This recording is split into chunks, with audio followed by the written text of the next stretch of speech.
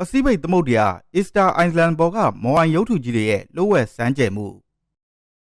စပေါ့ဝန်အင်တာတိန်မန့်ကနေနှွေးထွေးစွာကြိုဆိုလိုက်ပါတယ်ခင်ဗျာ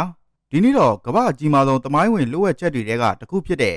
အီစတာအိုင်လန် Rapas Nuri ကမော်အိုင်ရုပ်ထုကြီးတွေအကြောင်းပြောပြပေးခြင်းပါတယ်ဒီကျွန်းလေးဟာကျယ်ပြန့်တဲ့ပစိဖိတ်သမုဒ္ဒရာရဲ့လဲမှာတနေရာတည်းတီးခြားတည်ရှိနေရကြောင်းဒီလိုကြီးမားတဲ့ရုပ်ထုတွေဘယ်လိုပေါ်ပေါက်လာလဲဆိုတာကအံ့အားသင့်စရာပါဒီမော်အိုင်ရုပ်ထုကြီးတွေရဲ့အရွယ်စားကိုပြောရရင်တော်တော်လေးကိုကြီးမားပါတယ်အချို့ရုပ်ထုတွေဟာအရှည်10မီတာ33ပေခန့်အထိရှိပြီးအလေးချိန်ကလည်း85တန်ကျော်အထိရှိနိုင်ပါတယ်လူသားတွေအနေနဲ့ခင်မိတဲ့နည်းပညာတွေမပါဘဲဒီလောက်ကြီးမားတဲ့ကြောက်တုံးကြီးတွေကိုကျွန်းပေါ်မှာထွင်းထုတ်ပြီးရွှေပြောင်းတိဆောက်ခဲ့တယ်ဆိုတာကတော့တကယ်ကိုအံ့ဩစရာပါပဲဒီရုပ်ထုကြီးတွေဟာကျွန်းရဲ့ကမ်းရိုးတန်းတစ်လျှောက်မှာတည်ရှိပြီးသူတို့ရဲ့ပုံစံတွေက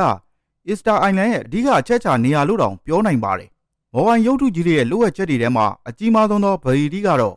ရုပ်ထုတွေကိုဘယ်လိုတည်ယူပို့ဆောင်ပြီးတိဆောက်ခဲ့လဲဆိုတဲ့မေးခွန်းပါပဲတစ်ခေတ် Rapas Nuri လူမျိုးတွေဟာဘိန်းတွေစက်ရန်နရားကြီးတွေနဲ့ကြီးမားတဲ့တည်ယူပို့ဆောင်ရေးတိရစ္ဆာန်တွေမရှိဘဲနဲ့85တန်ကျော်လေးတဲ့ကြောက်တုံးကြီးတွေကိုကြောက်တွင်းတူးရနေရာကနေ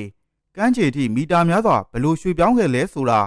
ယနေ့အထိအဖြေရှာမရသေးပါဘူးဒီလိုမျိုးကြီးမားတဲ့ကြောက်တုံးကြီးတွေကိုရွှေ့ပြောင်းဖို့အတွက်သူတေသီတွေကအမျိုးမျိုးသော theory တွေကိုဖော်ထုတ်ပြီးစမ်းသပ်ခဲ့ကြပါတယ်အဓိက theory တစ်ခုကတော့ရုပ်ထုတွေကိုလဲလျောင်းပြီး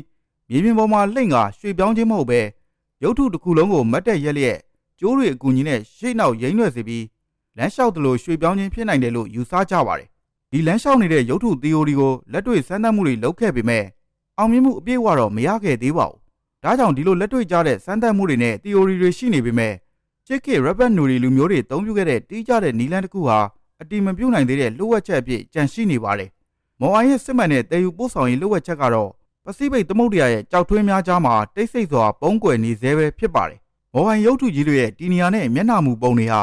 သူတို့ရဲ့ရည်ရွယ်ချက်ကိုထင်ဟပ်စေပါတယ်။ပညာရှင်အများစုကဒီရုပ်ထုတွေဟာရှစ်ခေတ် Rapas Nuri ရဲ့လေးစားရတဲ့ဘိုးဘွားဘီဘင်တွေနဲ့ခေါင်းဆောင်တွေရဲ့အမတ်တရရုပ်ထုများဖြစ်တယ်လို့ယုံကြည်ကြပါတယ်။ဒီရုပ်ထုအများစုဟာပင်လယ်ကိုကြောခိုင်းပြီး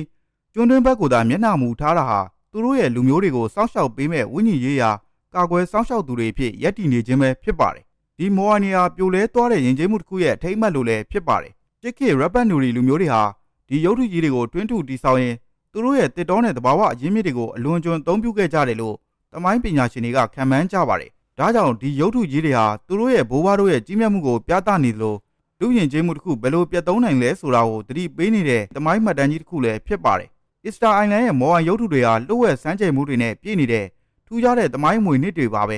ဒီလိုမျိုးစိတ်ဝင်စားစရာအကြောင်းအရာတွေကိုလက်မလွတ်ရအောင် channel ကို like လုပ်ပြီး subscribe လုပ်ခဲ့ကြပါဦးခင်ဗျာ